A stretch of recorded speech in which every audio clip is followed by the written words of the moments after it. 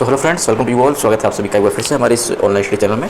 दोस्तों, आज की इस वीडियो सेशन के माध्यम से एक ऐसे टॉपिक के ऊपर बात करने वाले हैं जिससे कि हर एक एग्जामिनेशन में, फिर चाहे वो आपका कोई कॉम्पिटिटिव एग्जाम हो या फिर आपका कोई एलिजिबिलिटी एग्जामिनेशन हो, जैसे टेट पेट जो भी एग्जामिनेशन आपके होते हैं, सारे एग्जामिनेशन में एटलीस्ट एक क्वेश्चन इस टॉपिक से जरूर आते हैं। जी हाँ दोस्तों, आज के इस टॉपिक का नाम है यूनाइटेड नेशन ऑर्गेनाइजेशन, यानी कि अगर इसी को हिंदी में कहा जाए तो इसको कहते हैं संयुक्त राष्ट्र संघ। क्या कहते हैं दोस्तों, याद रखिएगा, हिंदी में इसका नाम होता है संयुक्त राष्ट्र संघ।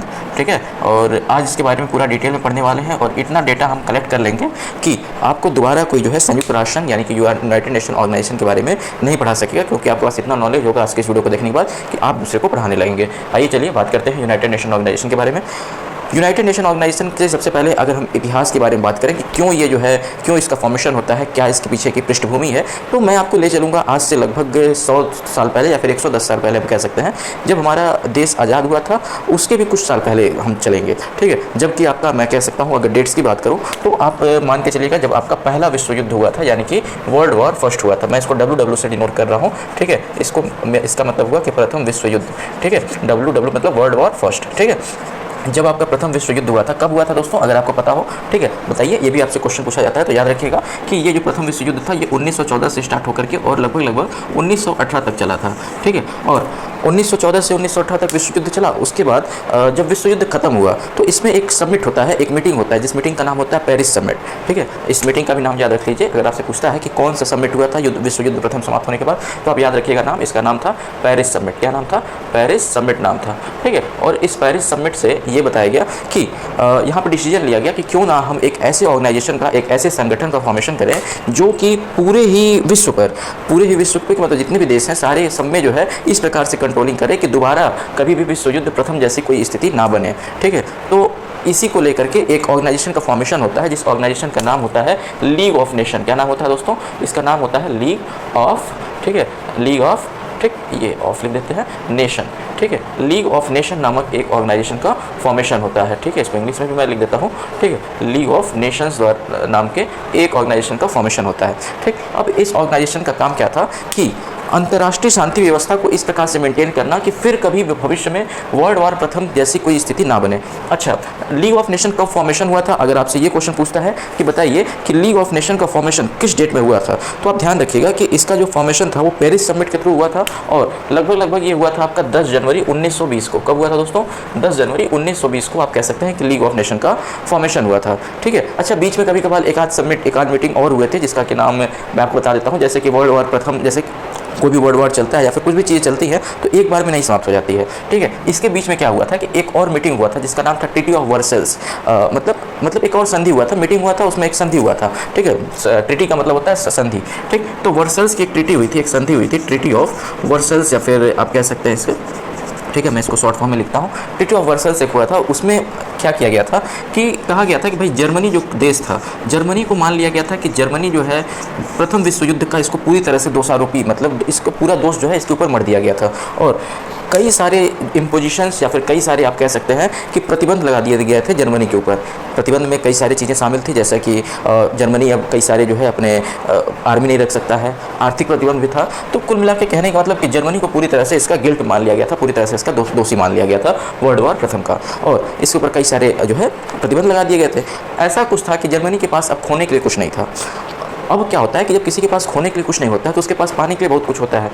कुछ ही समय बाद कुछ ऐसे तत्कालिक कारण उत्पन्न होते हैं कि जिसके कारण क्या करता है, जर्मनी फिर से जो है पोलैंड के ऊपर आक्रमण कर देता है। बहुत हम डीप में नहीं जा रहे हैं, वहीं से आपसे बता रहे हैं जितने आपके क्वेश्चन पूछे जाएंगे। तो जर्मनी कुछ ही समय बाद क्या करता है, फिर से जो है पोलैंड पर आक्रमण कर देता है। ठीक है, और जर्मनी के पोलैंड पे आक्रमण के साथ ही जो है दूसरी विश्व युद्ध स्टार्ट हो जाता है। ठीक है, अगर आपसे क्वेश्चन पूछता है कि बताइए कि भाई जर्मनी ने पोलैंड पर किस दिन आक्रमण किया था और या फिर द्वितीय विश्व युद्ध किस दिन स्टार्ट हुआ था, तो यह स्टार्ट हुआ था दोस्तों, याद रखिएगा 1 सितंबर, ठीक है, 1939 को लगभग ये स्टार्ट हुआ था और लगभग 6 साल ये विश्व युद्ध चला था। 1945 तक लगभग ये विश्व युद्ध चला था। ठीक है, लगभग 6 साल चला था। 2 सितंबर 1945 को एक मीटिंग होता है जिसके थ्रू ये आपका जो है मतलब विश्व युद्ध द्वितीय की समाप्ति होती है। ठीक, तो आप ध्यान रखिएगा कि विश्व युद्ध द्वितीय जो था, ये वर्ल्ड वॉर सेकंड की मैं बात कर रहा हूँ, ठीक है। मैं यहाँ पे लिख देता हूँ WW सेकंड की ये बात है कि कब से कब तक चला था, तो 1939 से लेकर के 1945 से। डायरेक्ट क्वेश्चन तो आपसे पूछे जाते हैं, याद रख लीजिएगा, ठीक। अच्छा, अब इसके बाद क्या हुआ कि अब देखिए, चूंकि विश्व युद्ध द्वितीय हो गया, तो कहने का मतलब ये जो आपका ऑर्गेनाइजेशन का जो फॉर्मेशन हुआ है लीग ऑफ नेशन, ये पूरी तरह से फेल हो गया, क्योंकि इसका जो उद्देश्य था, मतलब इसके फॉर्मेशन का जो मेन टारगेट था, जो मेन मोटो था, वो यही था कि फिर से कभी कोई विश्व युद्ध ना हो। पहले विश्व युद्ध के बाद हुआ था, लेकिन द्वितीय विश्व युद्ध भी हो गया, यानी कि पूरी तरह से फेल हो गया। अब क्या हुआ कि ये जो द्वितीय विश्व युद्ध हुआ था, इसमें जो पूरी कहा जाए कि पूरे देश थे, पूरे विश्व के जितने भी देश थे, वो कहा जाए कि दो पार्ट्स में इसको डिवाइड कर दिया गया था, दो ग्रुप बन गया था। एक था मित्र राष्ट्र या फिर एलाइड फोर्सेस, और एक था आपका एक्सियल फोर्सेस। इसका नाम था एक्सियल फोर्सेस या फिर एक्सिस फोर्सेस, भी आपको कहीं देखने के लिए मिल जाएगा। एक मित्र राष्ट्र, मतलब इसको एलाइड फोर्सेस हम कहते हैं हिंदी में, ठीक है। एलाइड फोर्सेस और एक्सियल फोर्सेस, ये दो आपके दो ग्रुप, दो संगठन बन गए थे, जिसमें जो आपस में लड़ाई करते थे। मित्र राष्ट्र में कुछ जैसे यूएसए वगैरह वाले देश थे, और एक्सियल फोर्सेस में जापान वगैरह तरीके के आपके देश थे, ठीक। तो अब आप जानते हैं दोस्तों कि जो द्वितीय विश्व युद्ध समाप्त हुआ था, वो एक बहुत ही बड़े डिस्ट्रक्शन के साथ समाप्त हुआ था। और डिस्ट्रक्शन था कि यूएसए का आपके जापान के ऊपर आक्रमण, जो कि हिरोशिमा और नागासाकी शहर पर हुआ था। आप जानते हैं कि इससे भी क्वेश्चन पूछा जाता है कि दो न्यूक्लियर वेपन गिरा दिए गए थे, और जापान के हिरोशिमा और नागासाकी दो शहरों को बहुत बुरी तरह से तहस नहस कर दिया गया था। अब एक फिर से डिमांड उत्पन्न होती है कि भाई एक और ऑर्गेनाइजेशन का हम फॉर्मेशन करें, जो कि इस लीग ऑफ नेशन से बहुत ही मजबूत हो, क्योंकि भाई ये तो फेल हो रखा है, ठीक है। यानी कि इतने मजबूत ऑर्गेनाइजेशन से हमसे काम नहीं चलेगा, और भी मजबूत ऑर्गेनाइजेशन अब चाहिए। तो लगभग कई सारे देशों की मीटिंग होती है, लगभग 51 देश, ठीक है, 51 देश मिल करके एक सैन फ्रांसिस्को में के याल्टा शहर में, याद रखिएगा, सैन फ्रांसिस्को के, ठीक है, सैन फ्रांसिस्को के एक याल्टा नामक शहर में, ठीक है, याल्टा आप लिख लीजिएगा, ठीक है। याल्टा नामक एक स्थान पे, या फिर याल्टा नामक एक शहर में एक कहा जाए कि एक करार जिसको आप कहते हैं, या फिर एक समिट, या फिर एक ट्रीटी, या फिर एक संधि आप कह सकते हैं, कि एक संधि साइन करते हैं, जिसको कि हम याल्टा ट्रीटी या फिर याल्टा समिट के नाम से जानते हैं, ठीक है। और इसी में ये डिसीजन लिया जाता है कि भाई इससे एक तगड़ी ऑर्गेनाइजेशन का हम फॉर्मेशन करेंगे, जिसका कि नाम होगा यूनाइटेड नेशन ऑर्गेनाइजेशन। तो आशा करते हैं कि आपको कुछ ना कुछ जरूर आपके दिमाग में आ रहा होगा कि भाई यूएनओ का फॉर्मेशन किस प्रकार से हुआ, ठीक है। तो द्वितीय विश्व युद्ध के बाद याल्टा की एक समिट हुई थी, जो कि सैन फ्रांसिस्को का एक शहर है, वहाँ पर एक मीटिंग हुई थी, जिसमें लगभग कितने कंट्रीज ने भाग लिया था दोस्तों? 51 देशों ने भाग लिया था, ठीक है। 51 देशों ने भाग लिया था, और 51 देश मिल करके ये कहे थे कि भाई किसी ना किसी ऑर्गेनाइजेशन का फॉर्मेशन होगा, जिसका कि नाम होगा यूएनओ। मैं साइड इसलिए हटा हुआ हूँ ताकि आप लोग इसको अगर नोट्स बना रहे हो तो आप लोग बना लें। अच्छा, एक आध क्वेश्चन अभी आपसे और पूछ देता है कि बताइए कि भाई जब याल्टा समिट या फिर यूनाइटेड नेशन ऑर्गेनाइजेशन का फॉर्मेशन हो रहा था, उस समय यूएसए के जो प्रेसिडेंट थे, उनका क्या नाम था? चूंकि यूएसए ही इसमें मेन देश हुआ करता था। ये जो मित्र राष्ट्र थे, ये विजय हो पाते हैं, आप सभी को पता होगा कि दूसरी विश्व युद्ध में मित्र राष्ट्रों की विजय होती है, ठीक है। यूएसए वगैरह इसमें शामिल था, और यूएसए आक्रमण कर देता है जापान पे, तो जापान जाकर सरेंडर कर देता है, जिससे कि आपका विश्व युद्ध तो समाप्त हो जाता है, परंतु मित्र राष्ट्र जीत जाते हैं, और इसी कारण से जो यूएसए था वही मेन मान लिया जाता है। तो यूएसए के उस टाइम के जो मतलब उस टाइम के जो प्रेसिडेंट थे, उनका नाम था फ्रैंकलिन डी रूजवेल्ट। क्या नाम था दोस्तों? इनका भी नाम याद रख लीजिएगा। यूएसए के जो इस टाइम के प्रेसिडेंट थे, ठीक है, यूएसए के प्रेसिडेंट जो थे, इनका नाम था फ्रैंकलिन, ठीक है, फ्रैंकलिन डी रूजवेल्ट, ठीक है। इसी को आप लोग चाहे तो हिंदी में भी लिख सकते हैं, आप लिख लीजिएगा, फ्रैंकलिन डी रूजवेल्ट इनका नाम था, ठीक। अब अच्छा, अब आपसे 2-3 क्वेश्चन और पूछेगा। अगर आप हिस्ट्री से समझ गए होंगे तो इससे जो आपके स्टैटिक क्वेश्चन पूछते हैं वो हम जल्दी डिस्कस कर लेते हैं। तो अभी तक आपने देखा कि आपके संयुक्त राष्ट्र का फॉर्मेशन किस प्रकार से होता है, ठीक है। इसमें जो है, इसमें कई सारे कारण थे, और कई सारे देशों ने मिलकर के आपस में एक डिस्कशन किया, जिसके बाद से आपके इस संयुक्त राष्ट्र का फॉर्मेशन होता है। अब हम देखेंगे कि जो आपसे अक्सर क्वेश्चन पूछे जाते हैं कि बताइए कि संयुक्त राष्ट्र में कितने मेंबर कंट्रीज़ हैं, कौन सा अभी लेटेस्ट मेंबर है, ठीक है, बताइए कि किस दिन इसका फॉर्मेशन हुआ था। तो सारी चीज़ों को हम जल्दी से देख लेते हैं, ठीक है। चलिए आइए, तो सबसे पहला क्वेश्चन आपसे यही पूछेगा कि बताइए कि संयुक्त राष्ट्र संघ का फॉर्मेशन, यानी कि इसका एस्टेब्लिशमेंट या फिर इसकी स्थापना किस दिन हुई थी, संस्थापना किस दिन हुई थी? तो याद रखिएगा, इसकी जो स्थापना हुई थी ये हुई थी दोस्तों 24 अक्टूबर को, ठीक है, 24 अक्टूबर सन 1945 के लगभग में इसकी जो है स्थापना हुई थी। सबसे पहला क्वेश्चन जो सबसे इंपॉर्टेंट बनता है, ठीक। उसके बाद पूछेगा कि बताइए कि प्रेजेंट टाइम में इसके कितने मेंबर कंट्रीज़ हैं, ठीक है, प्रेजेंट टाइम में इसके कितने मेंबर्स कंट्रीज़ हैं, कितने इसके सदस्य हैं, ठीक है, इसके सदस्यों की संख्या बताइए। तो अभी प्रेजेंट टाइम में इसके कुल मिलाकर के 193 सदस्य हैं। कितने सदस्य दोस्तों? 193 सदस्य हैं। कितने हैं? 193। और पूछेगा कि बताइए सबसे आखिरी में 193वां सदस्य कौन सा है? तो 193वां जो सदस्य है दोस्तों, वो है आपका साउथ सूडान। कौन सा है दोस्तों? याद रखिएगा, साउथ सूडान, ठीक ठीक है, ये सूडान है, ठीक है, साउथ सूडान इसको मैं लिख देता हूँ, दक्षिणी सूडान आप इसको कह सकते हैं, ठीक है, ये आपका है दक्षिणी सूडान, ठीक है, दक्षिणी सूडान इसको आप कह सकते हैं। क्लियर। चलिए, जो 193वां सब्जेक्ट है वो कौन सा है, दक्षिणी सूडान है, ठीक है। और 192वां कौन सा था, तो कभी कल पूछ देगा, मान लीजिए, तो याद रख लीजिएगा कि 192वां कौन सा था, तो आपका ईस्ट तैमूर था। कौन सा था, ईस्ट तैमूर था, याद रखिएगा, ईस्ट तैमूर। क्लियर है। चलिए, तो 100 मतलब कुल मिलाकर के 193 सदस्य हैं। 193वां सदस्य साउथ सूडान है, 192वां ईस्ट तैमूर था, ठीक। इस ऑर्गेनाइजेशन का एस्टेब्लिशमेंट 24 अक्टूबर 1945 को हुआ था। यही सब क्वेश्चंस आपसे ज़्यादातर पूछे जाते हैं, ठीक। अच्छा, उद्देश्य क्या था इसकी स्थापना का, तो मैंने शुरू में बता दिया कि उद्देश्य था इंटरनेशनल पीस को मेंटेन करना, ठीक है। उद्देश्य इसका क्या था दोस्तों, उद्देश्य इसका था कि अंतर्राष्ट्रीय शांति व्यवस्था को मेंटेन करना, लिख लीजिएगा आप लोग, ठीक है। अंतर्राष्ट्रीय शांति व्यवस्था को बनाए रखना या फिर मेंटेन करना, ताकि कभी कोई विश्व युद्ध जैसी स्थिति पुनः ना का मतलब पुनरावृत्ति ना हो, जो विश्व युद्ध जैसी स्थिति की पुनरावृत्ति ना हो, इस कारण से क्या करना, अंतर्राष्ट्रीय शांति व्यवस्था को बनाए रखना, ठीक। अब आपसे क्वेश्चन पूछेगा कि बताइए कि इसका हेडक्वार्टर कहाँ पे है, ठीक है, इसका हेडक्वार्टर या फिर इसका मुख्यालय कहाँ पे है, ठीक। तो याद रखिएगा कि इसका मुख्यालय है दोस्तों, कहाँ है बताइए, जल्दी बताइए। इसका मुख्यालय है मैनहट्टन आइलैंड पे, ठीक है, मैनहट्टन आइलैंड पे, ठीक, जिसको कि हम मैनहट्टन द्वीप भी कह सकते हैं, ठीक है, मैनहट्टन द्वीप भी कह सकते हैं, ठीक, मैनहट्टन द्वीप भी आप इसको कह सकते हैं, ठीक। अच्छा, ये मैनहट्टन द्वीप है कहाँ पर, अगर आपसे क्वेश्चन पूछते हैं, अगर हिंदी की स्पेलिंग में कुछ रॉन्ग होगा तो उसको आप जो है क्षमा कीजिएगा, ठीक है। अच्छा, मैनहट्टन द्वीप ये है कहाँ पर, अगर आपसे क्वेश्चन पूछता है तो आप सभी जानते हैं कि ये है न्यूयॉर्क में। कहाँ है दोस्तों, न्यूयॉर्क में। तो अक्सर आपसे क्वेश्चन पूछता है, बताइए कि इसका मुख्यालय क्या है, और न्यूयॉर्क भी ऑप्शन में रहता है तो भी सही होता है। अगर मैनहट्टन आइलैंड ऑप्शन में है तो वो ज़्यादा सटीक आंसर बनता है, ठीक। अच्छा, अब आपसे क्वेश्चन पूछता है, बताइए कि इसका जो मुख्यालय बना हुआ है, जब कभी घुमा देगा तो बोलेगा बताइए कितने मंजिला है, तो और कितने एकड़ भूमि में फैला हुआ है। तो ध्यान रखिएगा कि 17 एकड़ भूमि में ये फैला हुआ है, ठीक है, 17 एकड़ भूमि में है। लगभग 39 मंजिली इमारत है। कितनी मंजिली, 39 स्टोरी बिल्डिंग है, ठीक है। कितनी स्टोरी है, 39 स्टोरीज हैं या फिर 39 मंजिली इमारत है, जिसपे कि ये इसका ऑफिस या फिर इसका मुख्यालय बना हुआ है। उसी में आपका जो महासभा है, यानी कि जनरल असेंबली की मीटिंग होती है, ठीक है, महासभा। अभी आपको मैं बताऊंगा कि यूएनओ के 6 अंग होते हैं, ठीक है, 6 अंगों में से एक अंग होता है महासभा, ठीक है, और उस महासभा की मीटिंग यहीं पे होती है, मैनहट्टन आइलैंड पे। क्लियर। चलिए, तो कितनी स्टोरी है, 39 स्टोरी है, 17 एकड़ भूमि। अच्छा, 17 एकड़ भूमि दान किसने किया था, ये भी क्वेश्चन पूछता है कभी कभार, ठीक है। तो ये दान किया गया था, जो 17 की 17 एकड़ भूमि है वो दान किया गया था जॉन डी रॉकफेलर द्वारा। किसके द्वारा, जॉन डी रॉकफेलर नाम के एक व्यक्ति थे, ठीक है, याद रखिएगा, जॉन डी रॉकफेलर, ROCKFELLER मैंने लिखा है, ठीक है। तो जॉन डी रॉकफेलर द्वारा ये पूरी ही जो भूमि थी उसको क्या किया गया था, दान किया गया था। समझ आ रही है बात है। चलिए, अब आपने समझ लिया कि इसका हेडक्वार्टर कहाँ है। अब आपसे दूसरा क्वेश्चन पूछेगा कि बताइए इसकी भाषाएं कौन कौन सी हैं, आधिकारिक भाषाएं बताइए कौन कौन सी है, ठीक है। तो इसमें कुल मिलाकर के कितनी भाषाएं दोस्तों, तो 6 भाषाओं को मान्यता दी गई है, ठीक है, 6 भाषाओं को इसमें मान्यता दी गई है। कौन कौन सी, देखिए, 2 इसमें ऑफिशियल लैंग्वेज है, 2 लैंग्वेज ऑफिशियल है। कौन कौन सी, एक है आपका इंग्लिश, ठीक है, ऑफिशियल लैंग्वेज मतलब जिसमें कार्यकारिणी लैंग्वेज जो है वो आपकी है, एक है आपके इंग्लिश और एक है आपका फ्रेंच, ठीक है।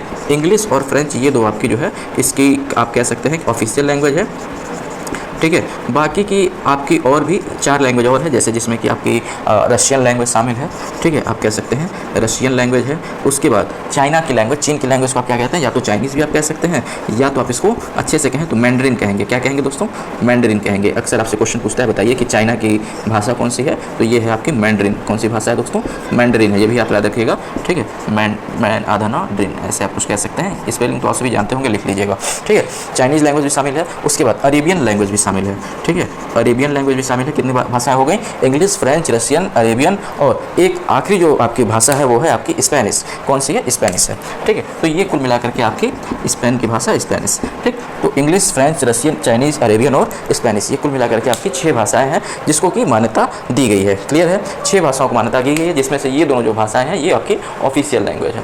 क्लियर। चलिए, आपसे अक्सर यही क्वेश्चन पूछता है, बताइए कितनी भाषाओं को मान्यता दिया गया है, तो 6 भाषाओं को। अच्छा, इसका मोटो क्या है, मोटो तो आप सभी जान ही गए। अच्छा, इसका सिंबल क्या है, सिंबल के बारे में जान लेते हैं। तो सिंबल आप ऐसे देखे होंगे कि एक विश्व का नक्शा बना होता है और इसके बगल बगल जैतून का क्या रहता है, चित्र रहता है, जैतून का पत्ता रहता है, जिसको आप ओलाइव कह सकते हैं, आप इसको ओलाइव का लीफ रहते हैं 2 ठो, और उसी के बीच में क्या रहता है, विश्व का नक्शा रहता है या फिर वर्ल्ड मैप रहता है। क्लियर? तो कुल कुछ इस टाइप का मिला करके आपका इसका नक्शा सिंबल होता है। ये क्वेश्चन आपसे, सारे क्वेश्चन आपसे पूछे जाते हैं अक्सर एग्जामिनेशन में। अब हम बात करते हैं कि इसके कितने अंग होते हैं। ठीक है, किसके अंग, ये मतलब आप कह सकते हैं कि यूएनओ के कितने अंग हैं। तो दोस्तों ध्यान रखिएगा कि यूएनओ के कुल मिलाकर के आपके कितने अंग होते हैं। अगर आपसे क्वेश्चन पूछता है बताइए जल्दी बताइए, कोई भी लोग ऑप्शन आप जो है कमेंट कर सकते हैं, जल्दी बताइए। ठीक है, यूएनओ के कितने अंग होते हैं। चलिए मैं बता देता हूँ, यूएनओ के कुल मिलाकर के आपके 6 अंग होते हैं। ठीक है, यूएनओ के छोटे बहुत मिलाकर के, छोटे मोटे मिलाकर के कुल मिलाकर 6 अंग हैं, जो कि आपके अलग अलग क्षेत्र में कार्य करते हैं। ठीक है, अब उन 6 अंगों के नाम क्या क्या हैं, तो उनके नाम आपको याद कर लेना बहुत ही ज़रूरी है। चलिए उन 6 अंगों को मैं इधर किनारे के साइड लिख देता हूँ और एक एक करके सबको एक्सप्लेन किया जाएगा। ठीक, देखिए पहले अंग का नाम है दोस्तों, पहला जो अंग है उसका नाम है जनरल असेंबली। क्या नाम है, जनरल, ठीक है, असेंबली। ठीक, इसी को आप हिंदी में कहते हैं महासभा। क्या कहते हैं, महासभा कहते हैं। जो हिंदी वाले हैं वो हिंदी में भी लिख सकते हैं, जो इंग्लिश वाले हैं इंग्लिश में लिख लीजिए। ठीक, दूसरे अंक का नाम है दोस्तों सिक्योरिटी काउंसिल। क्या नाम है, सिक्योरिटी, ठीक है, काउंसिल। ठीक, इसको आप कह सकते हैं सुरक्षा परिषद। क्या कहेंगे दोस्तों, सुरक्षा परिषद कहेंगे। ठीक, दूसरे अंक का नाम है सुरक्षा परिषद। तीसरा जो आपका अंग है दोस्तों वो है इकोनॉमिकल एंड सोशल काउंसिल। ठीक है, इकोनॉमिकल, ठीक है, इकोनॉमिकल एंड सोशल काउंसिल। ठीक, इसी को आप हिंदी में कहते हैं इकोनॉमिकल एंड सोशल काउंसिल को क्या, बताइए जल्दी बताइए, कोई बताएगा। इकोनॉमिकल एंड सोशल काउंसिल को आप हिंदी में कहते हैं आर्थिक एवं सामाजिक परिषद। ठीक है, क्या कहते हैं, आर्थिक, ठीक, आर्थिक एवं सामाजिक परिषद। क्लियर, आर्थिक एवं सामाजिक परिषद। ठीक, उसके बाद ये 3 आपके हो गए। बाकी के 3 जो बचे, एक है आपका ट्रस्टीशिप काउंसिल। क्या है, ट्रस्टीशिप काउंसिल। क्या नाम है, याद रखिएगा, ट्रस्टीशिप काउंसिल। ठीक है, ट्रस्टीशिप काउंसिल को आप हिंदी में कहते हैं प्रन्यास परिषद। क्या कहते हैं, प्रन्यास परिषद कहते हैं, याद रखिएगा, प्रन्यास परिषद। परिषद आप लिख लीजिएगा। ठीक है, चौथा आपका जो आता है, चौथा जो आपका है वो है आपका अंतर्राष्ट्रीय न्यायालय। ठीक है, जिसको आप कहते हैं इंटरनेशनल कोर्ट ऑफ जस्टिस। इसको मैं आईसीजे लिख देता हूँ, आप समझ जाइएगा। आईसीजे का मतलब इंटरनेशनल कोर्ट ऑफ जस्टिस, यानी कि अंतर्राष्ट्रीय न्यायालय। ठीक है, अंतर्राष्ट्रीय न्यायालय। ठीक है, अंतर्राष्ट्रीय न्यायालय है ये। ठीक, चलिए अंतर्राष्ट्रीय न्यायालय, जिसमें कि अक्सर आपकी मीटिंग्स हुआ करती हैं। ठीक है, 5वां है आपका अंतर्राष्ट्रीय न्यायालय के बाद आपका है आता है ट्रस्टीशिप काउंसिल भी हो गया, अंतर्राष्ट्रीय न्यायालय भी हो गया, सिक्योरिटी काउंसिल भी हो गया। अच्छा, 3 मैंने 2 बार लिख दिया, 1 2 3 4 5 ये हो गया, और छठा आखिरी का जो आपका बचा हुआ है। ठीक है, 1 2 3 4 5 6 आखिरी आपका सेक्रेटेरिएट है, यानी कि इसी को आप सचिवालय भी कहते हैं। अब इसको एक एक को हम एक्सप्लेन करेंगे जल्दी से। ठीक है, आखिरी का आपका सचिवालय है। ठीक, चलिए अब एक एक को हम एक्सप्लेन करते हैं। तो सबसे पहला जो आपका आता है दोस्तों वो है सुरक्षा परिषद नहीं, सबसे पहले हम यहाँ पे क्या लिखे हुआ, महासभा लिखे हुआ। सबसे पहले हम महासभा को एक्सप्लेन करेंगे। ठीक है, महासभा। ठीक, इसको सबसे पहला बात बना कि भाई इसको महासभा क्यों कहा गया। ठीक है, बताइए, सबसे पहला क्वेश्चन आपसे ही बन गया कि बताइए इसको महासभा क्यों कहा गया। तो महासभा इसको दोस्तों इसलिए कहा जाता है कि जितने भी इसके मेंबर कंट्रीज हैं, जैसे प्रेजेंट टाइम में 193 कंट्रीज है, 193 के 193 देश इसमें अपने कोई ना कोई मेंबर भेज सकते हैं। कुल मिलाकर के हर एक देश के लगभग 5 सदस्य भेजे जाते हैं, जो यहाँ पे जाकर के क्या करते हैं, यहाँ पे जाकर के अपनी बातों को, अपने जो परेशानियाँ हैं या फिर अपनी बातों को रखते हैं। कहाँ, अब पूरे मतलब एक इंटरनेशनल मंच पे। ठीक है भाई, 193 देश सर भी बैठे हुए हैं, तो सबके सामने अपनी बातों को रखेंगे। तो कितने सदस्य भेजे जाते हैं, आपसे क्वेश्चन सबसे पहले ये पूछेगा। तो लगभग इसमें भेजे जाते हैं कितने, 5 सदस्य या फिर 5 मेंबर्स इसमें भेजे जाते हैं। लेकिन अगर किसी मामले पर, किसी मसले पर वोटिंग होती है कि वोट कीजिए, तो इन 5 सदस्य की जो वोट होते हैं वो एक वोट की तरह काउंट होते हैं। ठीक है, ऐसा नहीं है कि ये अलग अलग, चूंकि एक देश को रिप्रेजेंट कर रहे हैं, इस कारण से इनके जो वोट्स होंगे वो सबको एक वोट की तरह काउंट होते हैं। ठीक, तो हर एक देशों के 5 सदस्य इसमें भेजे जाते हैं और पूरी सबकी सभा होती है। इसी कारण इसको हम क्या कहते हैं, पूरे देशों की क्या कहते हैं, महासभा कहते हैं। क्लियर है, चलिए। अच्छा, अब बात पूछेगा आपसे कि बताइए कि इसकी जो है मीटिंग कब होती है। तो इसकी मीटिंग ध्यान दीजिएगा कि हर साल के सितंबर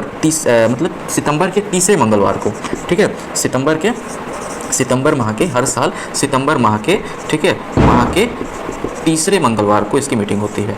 ठीक है, तीसरे मंगलवार से इसकी मीटिंग स्टार्ट होती है और इसकी जो मीटिंग होती है लगभग कब तक चलती है दोस्तों, दिसंबर के मिड तक चलती है। ठीक है, मिड दिसंबर तक इसकी मीटिंग चलती है। ठीक है, दिसंबर के मिड तक ये मीटिंग इसकी चलती है। अभी इसकी मीटिंग जो है चल रही होगी। ठीक है, तो हर साल के मतलब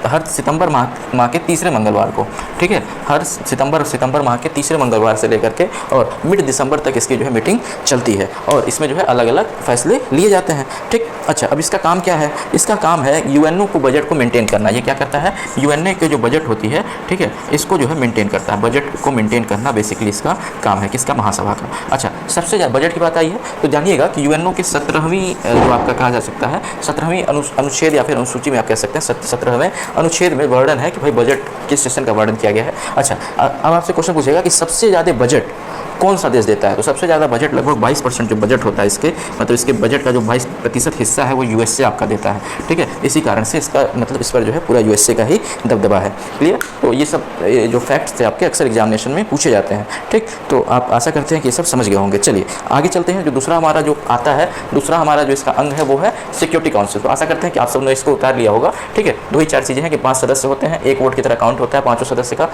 इसकी मीटिंग सितंबर माह के तीसरे मंगलवार से लेकर के मिड दिसंबर तक होती है। इसका कार्य है बजट को मेंटेन करना और सबसे ज़्यादा बजट जो होती है वो कौन देता है? तो यूएसए नामक कंट्री देती है, आप सभी जानते हैं। ठीक है, उसके बाद बात करते हैं दोस्तों सिक्योरिटी काउंसिल की। सिक्योरिटी काउंसिल क्या है? तो सिक्योरिटी काउंसिल आप जैसा कि नाम से पता चल रहा है कि सुरक्षा परिषद। ठीक है, अच्छा, महासभा, अच्छा इसको महासभा भी हो गया। इसको आप विश्व की लघु सांसद भी कहते हैं, ये भी याद रखिएगा कि महासभा को ही दोस्तों, ठीक है, महासभा को क्या कहा जाता है? विश्व की लघु संसद भी कहा जाता है। एक क्वेश्चन इससे और बनेगा। ठीक है, कि इसी महासभा को विश्व का लघु संसद कहते हैं। क्या कहते हैं? विश्व का लघु सांसद कहते हैं या फिर संसद कहते हैं, याद रखिएगा। ठीक है, चलिए आपको याद हो गया। दूसरी आती है सिक्योरिटी काउंसिल। सिक्योरिटी काउंसिल को कहते हैं police man of the world. ठीक है, विश्व का पुलिस मैन भी इसको कहते हैं। किसको? सिक्योरिटी काउंसिल को। तो इसको भी आप सभी याद रख लीजिएगा। ठीक है, इसको भी आप सभी याद रख लीजिएगा कि इसको आप क्या कहते हैं? Police man of the world कहते हैं। क्लियर? चलिए, तो इसको मैं मिटा देता हूँ, फिर हम आगे की बातें करते हैं। ठीक, चलिए, तो इंक आप देख सकते हैं कि इंक में भी जो है दिक्कतें आ गई हैं और इंक जो है यहाँ पर क्या कर रहा है? ये मतलब आप देख सकते हैं कि अजीब हो जा रहा है। ठीक, तो हर चीज़ में कालाबाजारी हो गई है आजकल। चलिए, तो हम बात कर रहे थे सिक्योरिटी काउंसिल यानी कि सुरक्षा परिषद की। सुरक्षा परिषद को दोस्तों police man of the world कहते हैं और इसमें लगभग हर एक देश, ठीक है, हर एक देश अपने कितने मेंबर्स भेजता है? अगर आपसे क्वेश्चन पूछे कि इसमें जो है हर एक देश कितने मेंबर्स भेजता है दोस्तों, तो हर एक देश के मेंबर यहाँ पे नहीं आते हैं, याद रखिएगा। यहाँ पे जो है क्या होता है? कुल मिलाकर के 15 सदस्य होते हैं। ठीक है, कुल मिलाकर के इसमें कितने सदस्य हैं? तो 15 सदस्य हैं। 15 सदस्य कौन कौन से हैं? इसको भी हम 1 सेकंड के अंदर आपको बता देते हैं। ठीक है, इसमें कुल मिलाकर के आपके 15 सदस्य हैं और 15 सदस्य के कैसे होता है, क्या होता है, इसको मैं एक बार इसको इरेज कर दूँ अच्छे से, फिर मैं आपको बता देता हूँ। ठीक, चलिए, तो इसमें जो है कुल मिलाकर के हम किसकी बात कर रहे थे? तो हम बात कर रहे हैं सिक्योरिटी काउंसिल की। ठीक है, हम बात कर रहे हैं दोस्तों, 1 सेकंड, ठीक है, मैं इसको थोड़ा सा अच्छे से इरेज कर लूँ, पानी लग गया। चलिए, तो हम बात कर रहे थे सिक्योरिटी, ठीक है, काउंसिल की। ठीक, सिक्योरिटी काउंसिल। ठीक, इसमें कुल मिला के दोस्तों 15 सदस्य होते हैं। ठीक, 15 सदस्य हैं और 15 सदस्य में से जो आपके 5 सदस्य होते हैं वो परमानेंट होते हैं। 5 आपके जो होते हैं वो परमानेंट मेंबर होते हैं। ठीक है, परमानेंट मेंबर होते हैं और 10 मेंबर आपके नॉन परमानेंट, आप कह सकते हैं कि ये परमानेंट नहीं होते हैं, अस्थायी सदस्य होते हैं। क्लियर? अच्छा, ये परमानेंट मेंबर्स कौन कौन से हैं? तो ये 5 हैं। इसको आप याद करने के लिए आप याद कर सकते हैं AFC, ठीक है, ABC और FR। ठीक है, यानी कि A फॉर अमेरिका, ठीक है, A फॉर अमेरिका, ठीक, B for Britain, C for China, ठीक, F फॉर फ्रांस, ठीक, और R फॉर रशिया या फिर रशिया, जो भी आप कहें। ठीक, ये इसके जो 5 सदस्य हैं वो आपके परमानेंट हैं और बाकी के जो 10 सदस्य होते हैं वो हर कुछ सालों बाद इनको चुने जाते हैं। ये जो 10 सदस्य होते हैं ये नॉन परमानेंट होते हैं। इसमें अलग अलग डिवीजन है, जैसे 5 सदस्य जो है आपके किसी एशियन कंट्रीज से आते हैं। ठीक है, बाकी 2 सदस्य आपके लैटिन अमेरिकन से आते हैं, 2 और जो होते हैं वेस्ट यूरोप से आते हैं और 1 सदस्य यूरोप से आता है। हालांकि आपसे इतना डीप में क्वेश्चन नहीं पूछेगा तो इतना डीप में मैं लिख नहीं रहा हूँ, बस आपको बता दे रहा हूँ एक बार ताकि आप इसको याद रख सकते हैं। ठीक है, चलिए, तो जो नॉन परमानेंट सदस्य होते हैं दोस्तों, इनकी जो टर्म्स ऑफ ऑफिस होती है वो 7 साल की होती है, सॉरी 2 साल की होती है। कितने साल की होती है? 2 साल के लिए होती है। ठीक है, 2 साल के लिए कोई देश जो है इसमें चुने जाते हैं। ठीक है, 2 ईयर्स के लिए जो होती है इनकी मेंबरशिप। ठीक, 2 साल के बाद इनको चेंज कर दिया जाता है। ठीक है, अच्छा, तो अच्छा अंतर क्या है कि नॉन परमानेंट और परमानेंट में? तो जो परमानेंट सदस्य होते हैं उनके पास वीटो पावर होता है। कौन सा पावर होता है दोस्तों? वीटो पावर होता है। ये वीटो पावर क्या है? तो वीटो पावर एक ऐसे पावर को कहते हैं जिसमें इनको क्या होता है, किसी भी चीज़ को रोकने की शक्ति होती है। भाई मान लीजिए कि कुल मिलाकर के आपके कितने देश हैं इसमें, तो मैंने आपको अभी तुरंत जस्ट बताया है कि लगभग 193 कंट्रीज़ हैं। अब कोई मुद्दा आ गया इसमें, कोई स्पेशल मान लीजिए कि पाकिस्तान को क्या करना है, ब्लैक लिस्ट में डालना है, ऐसा कोई मुद्दा आ गया। अब इसमें 192 देश मान लीजिए आपके जो है साथ दे दिए कि भाई हाँ डाल दिया जाए। एक देश आपका जो है रशिया ने कह दिया या फिर चाइना ने कह दिया कि नहीं डाला जाए, या फिर एक मैं एक्सप्लेन कर रहा हूँ जस्ट, ठीक है, और भी कोई मुद्दे हो सकते हैं, ठीक है। तो अगर चाइना ने कह दिया कि भाई नहीं डाला जाए, तो ये वीटो पावर है इसका, अब नहीं डाला जाएगा, नहीं डाला जा सकता है। क्यों? क्योंकि चाइना जो है एक परमानेंट मेंबर है और उसके पास वीटो पावर है, नहीं डाला जाएगा। हालांकि 192 देश कह रहे हैं, फिर भी नहीं डाला जा सकता है, ठीक है, क्योंकि जब तक मतलब जितने वीटो पावर वाली कंट्रीज हैं, इसमें सारे ही कंट्रीज जब तक इस पर अपने राजी नहीं होते हैं, तब तक इसको नहीं डाला जा सकता है। दो क्वेश्चन और यहाँ से बहुत इंपॉर्टेंट आपसे पूछे जाते हैं, जो ये है कि बताइए कि सबसे ज़्यादा बार वीटो पावर का यूज़ किस देश ने किया है, और सबसे पहली बार वीटो पावर का यूज़ किस देश ने किया है। तो अगर आपसे क्वेश्चन पूछता है कि बताइए कि सबसे ज़्यादा बार किसने यूज़ किया है, तब आपका आंसर बनता है कि सबसे ज़्यादा बार यूज़ किया दोस्तों रशिया ने। किसने? रशिया ने। और अगर आपसे पूछता है कि बताइए कि सबसे पहली बार किसने यूज़ किया, तो सबसे पहली बार आपका यूएसए ने यूज़ किया था, लगभग 1971 में इसका यूज़ किया था, ठीक है। कब यूज़ किया था दोस्तों? 1971 के लगभग में सबसे पहला वीटो पावर यूएसए द्वारा, या फिर यूनाइटेड संयुक्त मतलब आप कह सकते हैं यूएसए द्वारा, ठीक है, यूनाइटेड स्टेट प्रोविंस द्वारा आप इसका जो है यूज़ किया गया था, ठीक है, यूनाइटेड स्टेट ऑफ अमेरिका द्वारा, सॉरी, ठीक। चलिए, तो आशा करते हैं कि आपको सिक्योरिटी काउंसिल के बारे में अच्छे से पता हो गया होगा, ठीक है। ज़्यादा कुछ नहीं था, आसान सा ये भी टॉपिक था, बहुत ज़्यादा नहीं था, बस ये समझना था कि 5 नॉन परमानेंट और 10 परमानेंट सदस्य होते हैं। 5 नॉन परमानेंट सदस्य कौन सा है? 2 क्वेश्चन जो आपसे अक्सर पूछा जाता है वो यही है, बताइए सबसे ज़्यादा बार वीटो पावर का यूज़ किसने किया है, तो रसिया हो जाएगा, और सबसे पहली बार किसने किया था? अमेरिका ने किया था 1971 के लगभग में, ठीक है। चलिए, अब आप समझ गए होंगे बाकी का, ठीक है। अब हम चलते हैं, दूसरा जो हमारा टॉपिक होगा वो होगा इकोनॉमिक। तो दोस्तों अब जो आपकी नेक्स्ट हेडिंग होगी वो आप डाल लीजिएगा कि आपका होगा इकोनॉमिक एंड सोशल काउंसिल। क्या होगा? Economic and social council, ESCO आप इसको कह सकते हैं, ठीक है। अच्छा, इसमें इसका काम क्या है? जैसा कि आपको नाम से पता चल रहा है कि आर्थिक एवं सामाजिक परिषद, इसका कार्य है पूरे मतलब विश्व में जितने भी इसमें मेंबर कंट्रीज़ हैं, ठीक है, लगभग इसके सबसे पहले पूछेगा कि इसके सदस्य कितने हैं, आप ध्यान रख लीजिएगा। तो इसके सदस्यों की जो संख्या है, सदस्यों की कुल संख्या इस समय कितनी है? तो 54 है, ठीक है। अच्छा, 54 सदस्य तो हैं, और ये जो है एक स्थायी संस्था है, याद रखिएगा, स्थायी संस्था है, मतलब इसके सदस्य कभी भी क्या नहीं, मतलब इसको मतलब हटाए नहीं जाते हैं, लेकिन मतलब स्थायी है, कोई भंग नहीं हो सकता है, ठीक। लेकिन इसमें कुछ इस प्रकार से व्यवस्था बनाई गई है कि इसके जो 1/3 सदस्य हैं वो क्या होते हैं, हर साल जो है क्या होते हैं, रिटायर हो जाते हैं, या फिर हर साल इसको पदमुक्त हो जाते हैं, या फिर रिटायर कर दिया जाता है। लेकिन एक चीज़ और है कि जो सदस्य जो है पदमुक्त हुआ है या फिर रिटायर हुआ है, वो पुनः निर्वाचित होकर के भी आ सकता है, ठीक है, वो चाहे तो पुनः निर्वाचित होकर के भी आ सकता है, ये भी इसमें व्यवस्था की गई है, ठीक। चलिए, तो कार्य क्या है? अच्छा, आपके मन में दिमाग में एक सवाल आ रहा होगा कि भाई इकोनॉमिक एंड सोशल काउंसिल जब इसका कार्य है आर्थिक एवं सामाजिक चीज़ों को मेंटेन करना, यानी कि कोई पुरातत्व की चीज़ें हैं या फिर कोई धरोहर है विश्व का, उसको मेंटेन करना, या फिर उसके देखभाल कह सकते हैं, या फिर उसका सूचीबद्ध करना, या फिर ऐसा कुछ कार्य है, तो ऐसा ही तो एक ऑर्गेनाइजेशन है यूनिसेफ भी, ठीक है। तो यूनिसेफ क्या करता है भाई? तो यूनिसेफ जो है आपके इसी के अंडर में आता है, याद रखिएगा, किसके? इकोनॉमिक एंड सोशल काउंसिल के अंडर में ही आपका यूनिसेफ नामक एक संस्था है जो कि कार्य करता है। और भी इसके कई सारे कार्य हैं, जैसे आर्थिक जो आपका कई सारे और भी इसके मतलब अंग हैं, जैसे आप कह सकते हैं कि आर्थिक एवं रोजगार आयोग भी इसी का एक अंग है, ठीक है, और यूनिसेफ भी इसी का अंग है, कई सारे इसके अंग हैं, ठीक। हालांकि आपको उतना डीप में नहीं जाना, बस इतना समझ लेना है जो कि आप आशा करते हैं कि समझ गए होंगे। नेक्स्ट आपका आता है दोस्तों ट्रस्टीशिप काउंसिल। ट्रस्टीशिप काउंसिल से भी आपसे ज़्यादा क्वेश्चन स्टार्टिंग होगा दोस्तों, वो हो जाएगा ट्रस्टीशिप काउंसिल। ट्रस्टीशिप काउंसिल से आपसे ज़्यादा क्वेश्चन नहीं पूछे जाते हैं, बस क्या है तो ट्रस्टीशिप, ट्रस्ट आपको समझ सकते हैं, एक मतलब जो आपका यूनाइटेड नेशन ऑर्गेनाइजेशन है उसको एक न्यास की तरह बनाया गया। न्यास आप समझ ही सकते हैं, जैसे कि आजकल मंदिर के न्यास होते हैं, जैसे अयोध्या मसले में अभी एक न्यास बना है, ठीक है, लेटेस्ट है, करंट अफेयर्स में आपसे अक्सर पूछा जा सकता है अगर यूपी का कोई भी एग्जामिनेशन हो, ठीक है। तो ट्रस्टीशिप काउंसिल यानी कि एक न्यास की तरह ये काम करता है। इसमें कुछ ऐसे देश शामिल होंगे जो कि न्यास का हिस्सा होंगे, ठीक है, यानी कि इस ट्रस्ट का हिस्सा होंगे, ट्रस्ट की तरह कार्य करता है, ऐसा जो है इसे सौंपा गया। वो ट्रस्ट वाले राज्य मतलब वो कौन कौन से देश हैं जो कि इसमें मतलब इसके ट्रस्टी हैं, या फिर इसके मतलब आप कह सकते हैं कि न्यास का हिस्सा है, या फिर इसके जो ऐसा आप कह सकते हैं, ठीक है। तो जो भी जो सदस्य हैं जिसको न्यास का मतलब न्यास का जो भार सौंपा गया है वो है जैसे ऑस्ट्रेलिया, न्यूजीलैंड, अमेरिका हो गया, ब्रिटेन हो गया, इन सबों को न्यास का ये हिस्सा माने गए हैं। बाकी के कुल मिलाकर के इसमें 12 सदस्य हैं, बस इतना ही क्वेश्चन आपसे मैक्सिमम पूछा जाएगा।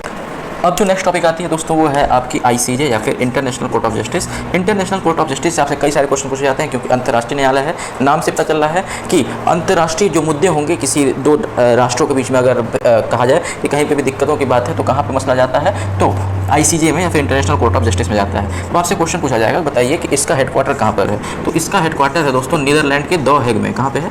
नीदरलैंड के द हेग में है, याद रखिएगा, द हेग जो कि नीदरलैंड में है, ठीक। तो द हेग में इसका जो है क्या है, मुख्यालय है, ठीक। और ये द हेग कहाँ पे है दोस्तों? तो नीदरलैंड में है। अच्छा, अब आपसे क्वेश्चन पूछा जाएगा कि बताइए कि इसमें कितने जजेस होते हैं टोटल, कब इसका जो है स्थापना हुआ था? तो इसका स्थापना हुआ था कब? याद रखिएगा 3/4/1986 में लगभग इसकी स्थापना हुई थी, ठीक है, यानी कि 3 जनवरी, फरवरी, मार्च, अप्रैल, ठीक है।